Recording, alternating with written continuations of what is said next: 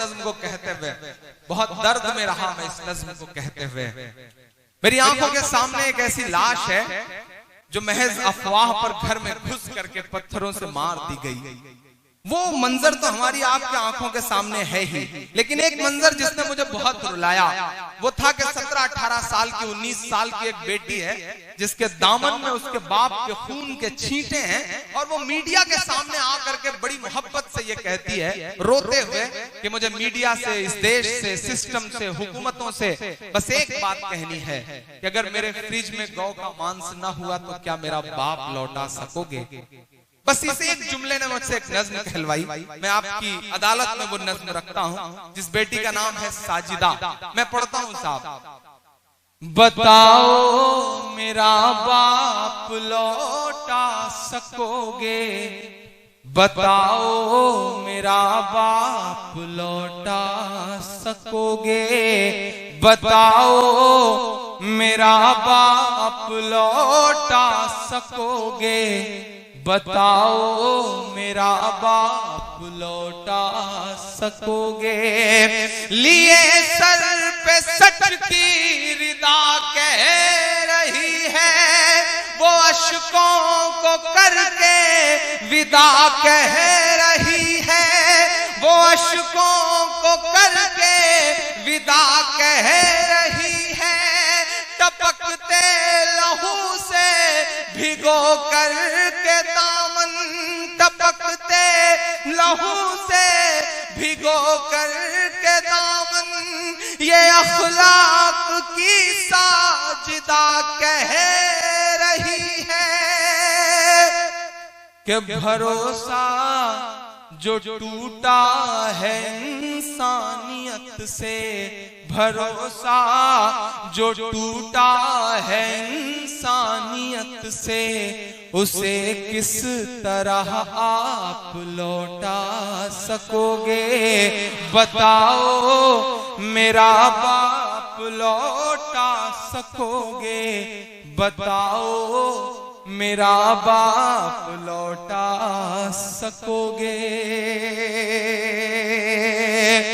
मैं एक बंद पढ़ता हूं साहब। 2 अक्टूबर से 3 दिन पहले का ये वाकया था। 2 अक्टूबर को जामिया में गांधी जी की जयंती पे बहुत बड़ा मुशायरा था। केजरीवाल साहब मेहमान खुसूसी थे, मैं वहां खड़ा था।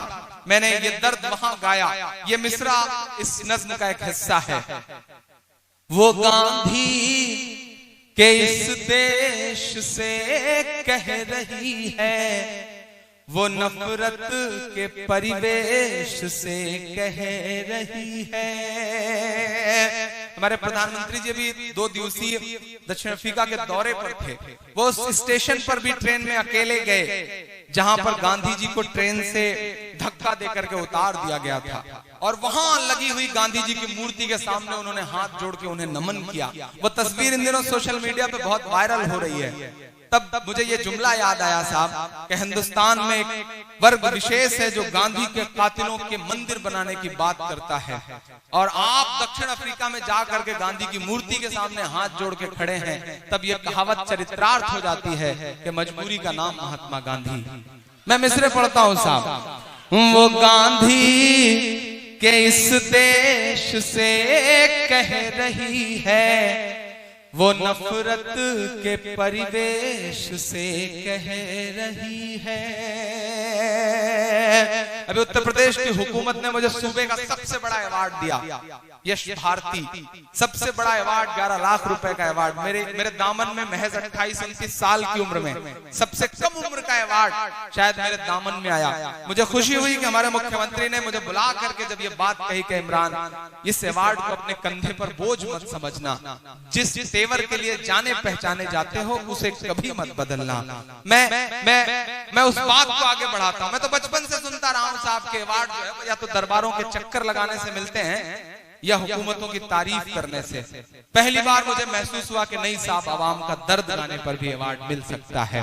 मैं पढ़ता हूं और आपसे दुआएं मांगता हूं। वो गांधी के इस देश से कह रही है, वो नफरत के परिवेश से कह रही है।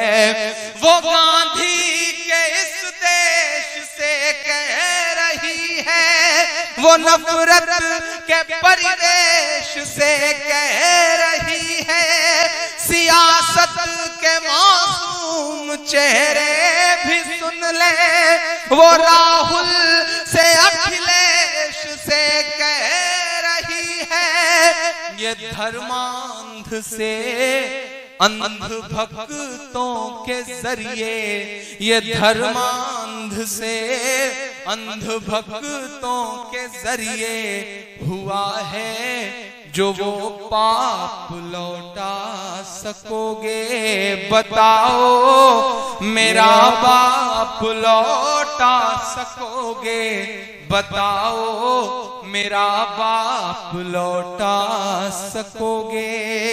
आखिरी बंद पढ़ता हूं इस नज्म का साहब, कि हवाओं की सरगोशियां कह रही हैं, ये सच की फरामोशियां कह रही हैं। पूरा देश बोला, सारे देश के तमाम सेकुलर लोगों ने इस मुद्दे पर आवाज उठाई। तो ये कहा गया कि बिहार के चुनाव के लिए आवाज उठाई जा रही है, लेकिन कभी कभी मैं सोचता हूं कि छींक आने तक पे ट्वीट करते हैं, वो छींक आने तक पे ट्वीट करते हैं, आशा भोसले के बेटे के बर्थडे की मुबारकबाद देने के लिए ट्वीट करते हैं, किसी भी गेम में हार या जीत में विदिन ए मिनट उनका ट्वीट आ जाता है। हद तो हद यह है कि सोशल मीडिया पर अफगानिस्तान के राष्ट्रपति को 72 दिन पहले जन्मदिन की मुबारकबाद देकर के फजीहत तक करवाते हैं ट्विटर पर वो। लेकिन कभी कभी मैं सोचता हूं कि दिल्ली से महज 40 किलोमीटर दूर दादरी में उन्हें आंसू नहीं दिखता, उन्हें खून नहीं दिखता, उन्हें लाश नहीं दिखती। ये चुप्पी क्यों है? इस चुप्पी के कुछ ना कुछ तो मायने हैं। मैं पढ़ता हूं साहब, मैं दिल्ली में खड़ा था, जब मैं पढ़ने लगा तो पीछे से आवाज आई कि इमरान यहाँ सोच समझ के पढ़िएगा, यहाँ से आवाज वहां तक जाती है। मैंने कहा यही तो मैं चाहता हूं कि मेरी आवाज वहां तक जाए, क्योंकि मुझको जालिम का तरफदार नहीं लिख सकते, मुझको जालिम का तरफदार नहीं लिख सकते, कम से कम वो मुझे लाचार नहीं लिख सकते।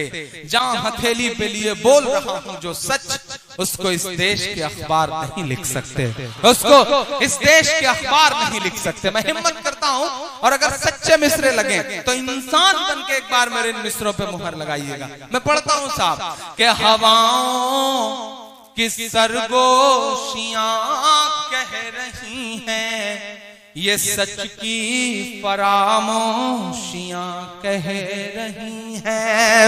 हवाओं की सरगोशियां कह रही हैं, ये सच की फरामोशियां कह रही हैं।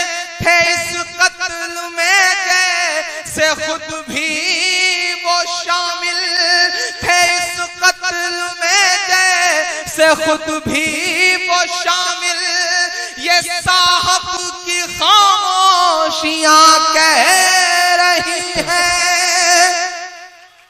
लगा है जो भारत के दामन पे धब्बा, लगा है जो भारत के दामन पे धब्बा, ये है एक अभिशाप लौटा सके। क्या बात है, क्या बात है, सुभान अल्लाह, सुभान अल्लाह, बहुत खूब।